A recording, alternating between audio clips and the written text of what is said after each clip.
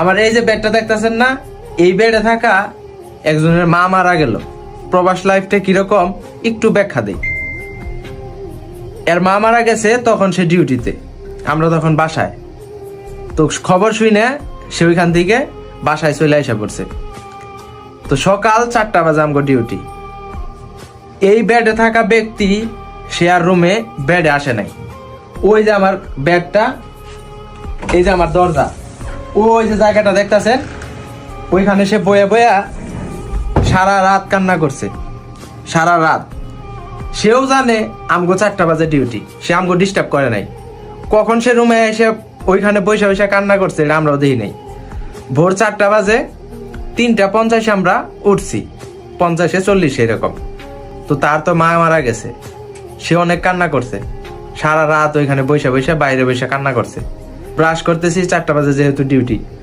আমরা একটা মানুষ তার জন্য যে রুমে থাকবো, আচ্ছা এর মা মারা গেছে তার জন্য আজকে থাকি, তার পাশে সান্ত্বনা দেওয়ার জন্য, আমরা কিন্তু থাকতে পারি নাই।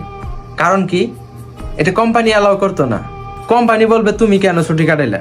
আমরা 4টা বাজলো ঠিক, আমরা একদম নাইমা নেমে গেতাছি।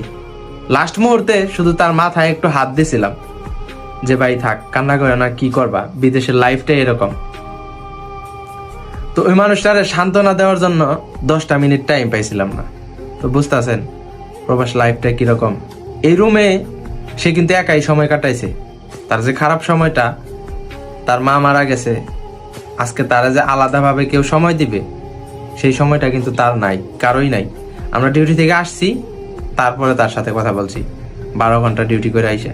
আর ওই লোকটা বাইরে বইসা বইসা সারাটা রাত কান্না করছে, তার মা মারা গেছে, ফোনে কথা বলছে। তো এই হচ্ছে প্রবাস। আর দোয়া করি এরকম সুখ সংবাদ যেন কোনো প্রবাসী আর না পায়, এবং কি যাদের মা বাবা মৃত্যুবরণ করেছে প্রত্যেকটা মা বাবাকে যেন আল্লাহ জান্নাত নসিব করে। সবাই ভালো থাকেন। আসসালাম।